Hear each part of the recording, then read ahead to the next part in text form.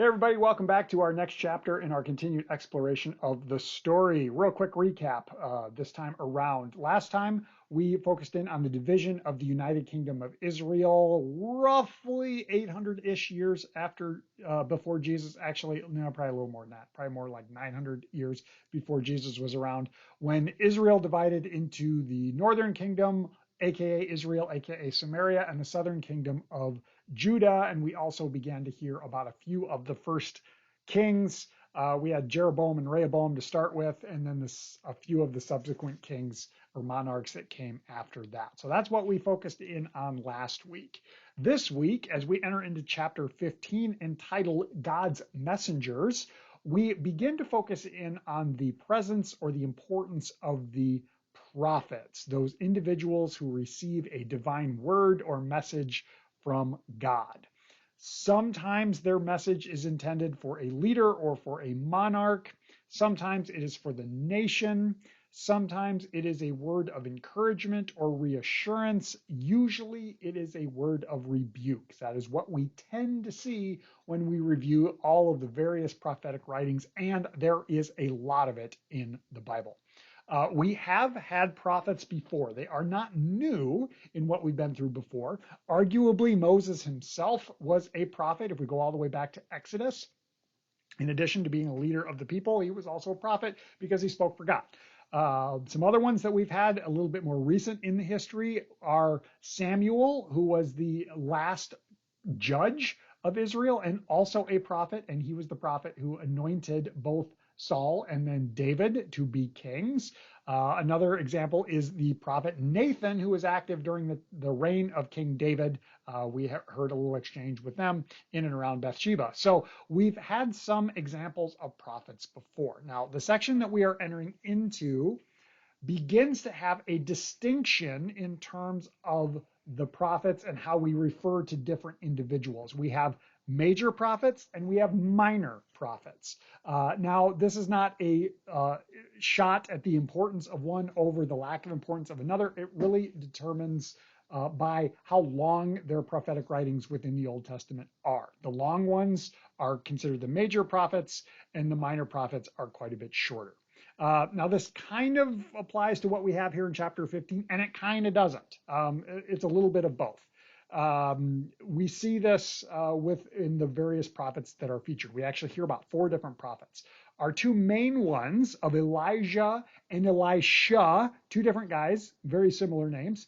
Their stories are told more in narrative form, basically like we hear their stories. We hear about them and their exploits and what they do and who they interact with and all the various stuff that goes on with those 2. Now, the other 2 prophets that we hear about, Hosea and Amos, are both considered to be minor prophets.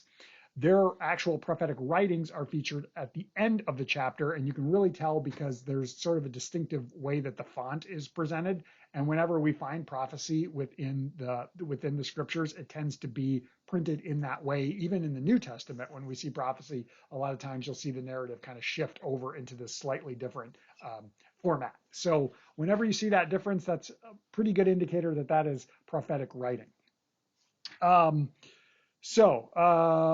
major versus minor, it really, like I mentioned, it really only has to do with how long their recorded writings are. And actually, Hosea and Amos, though they're considered to be minor prophets, theirs are some of the longer ones of the minor prophets. Hosea is 14 chapters long. Amos is 9 chapters long. As compared with some of the major prophets, some of the best examples we have of them are Isaiah and Jeremiah, which are like 50 to 60 chapters long. So way, way, way longer in terms of that situation. That's a lot of the background in terms of the prophets in general, prophetic writings in general. That's kind of an overview. Let's talk about the setting of what we find today. Now, the setting we pick up during the reign of King Ahab, who was one of the kings of the northern kingdom of Israel. We actually heard him mentioned right at the tail end of last chapter. His reign started about 57 years after the division between the one kingdom into the 2 kingdoms, so roughly 865 years before Jesus was born. Again, roughly, that's an ish. You're kind of right in that neighborhood of when he became king. Scripturally, we start off our story with Elijah, who opposed Ahab and Ahab's wife Jezebel, and also specifically the false prophets or the prophets of alternate deities, if we want to say that they endorse, that both of those endorse. Within the Bible, we find Elijah kicking in right in the 17th chapter of 1 Kings, and his story goes until 2 Kings chapter 2, when the mantle passes to Elisha. Again, remember, two different people, very similar names. Elisha's story carries on until 2 Kings chapter 13. Then in terms of setting for our other two prophets, Amos and Hosea, they are active approximately 75 to 100 years later-ish, give or take. And through these four prophets, God's message is aimed at a monarch, and then it's aimed at alternate nations, and then it's aimed at the nation of Israel before finally culminating in a warning of coming judgment against the nation and exile. And that's a big old preview for what's coming up in the next few chapters. So that is what's going on there. Admittedly, different than what I've done in past weeks, I'm really not going to address the narrative aspects of this chapter as the backdrop to the various prophets and the prophetic time period, I think is more important for me to talk about. So I'm going to let you guys talk about the narrative and what you find in the stories of Elijah and Elisha and their interactions, as well as what we read in the other two prophets.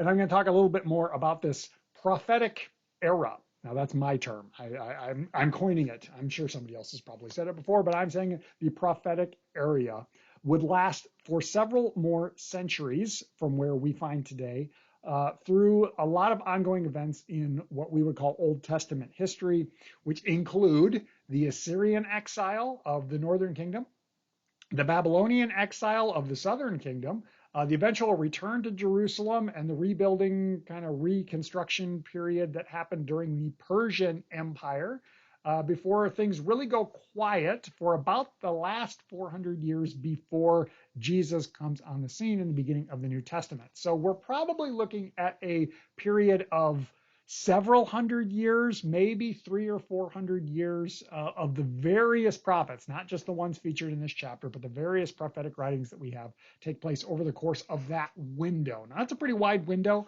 And of course, every one of the prophets was active at different times during different big historical events and historical periods. They all kind of had their own messages, but that's really what we are exploring. Specifically, what's fitting today for you guys to explore is the stories of Elijah and Elisha, and they are very interesting to say the least. There's some pretty cool stories that are featured here. Last thing I want to address, as per normal, I'm going to bring up the problematic stuff, and maybe problematic's not exactly accurate, more like stuff that makes Pastor Scott go, this time. What we find evidenced here within our narrative, within our stories, within everything that's going on, is evidence of a pluralistic culture. A lot of neighboring cultures who had different deities, aka different gods. And in what we see through the influence of these neighboring cultures, but the ongoing timeline and the reoccurrence of various deities, including Baal and Asherah, makes me think or ponder on the potential possibility that within this point of Israel's history, they were perhaps a little less monotheistic than we think of. Now, monotheistic means one God, aka God, but they seem to start looking towards alternate deities quite a bit. And we've hinted at this before in some of our videos, some of the things that we've talked about, that maybe there was other gods that were considered, but God is the ultimate God, is the first God. You shall have no other gods before me. Now, we could explore that and really dive deep into that. I'm not going to, but it kind of makes me think at this point in their history, maybe there was still some of that going on because of the reoccurrence of those different deities. I don't really know what to make of that, just again, pondering and kind of making an observation. The other thing that I want to talk about is the presence of the prophets of these alternate deities, specifically the prophets of Baal that Elijah throws down with. And now that's a great story. I love that story. Again, not going into it, but that is evidence of these other prophets, these prophets of various deities. Now, when I think about that, admittedly, it makes me suspicious for when an individual claims, I have a message from God. And that's perhaps funny coming from a pastor because that's kind of what I do, kind of, in terms of the work that I do. But we have all of these folks that are considered prophets of Baal or prophets of these various deities, whatever. And it just kind of makes me wonder, what do we do with that? And I don't have a good answer. Again, these are just things that make me go, and I'm going, but it does kind of make me question that. So what does it take to be a prophet? What does it take to look at the idea that the message that this individual is bringing is legitimate? And I think that's a question that definitely would have been out there. This is not just me looking back at history like, I'm wondering about this, but look at the interactions that we see between the prophets who are considered legitimate and the monarchs that they're butting heads with. And I bet those monarchs were looking at them like, you're out of line. You don't know what you're talking about. So leave us alone. And we don't want you around. And yet they were legitimate prophets. And so is the opposite also true? Again, I know I'm just kind of spewing a lot out in this train of thought, but these are the things that make me go, and think about it. So maybe the takeaway is when someone brings a message of God, make sure we pay attention to what they're saying. And yeah, I don't know. That's what I have. Hope that you enjoyed the discussion. Have another great week, and we'll catch you next time.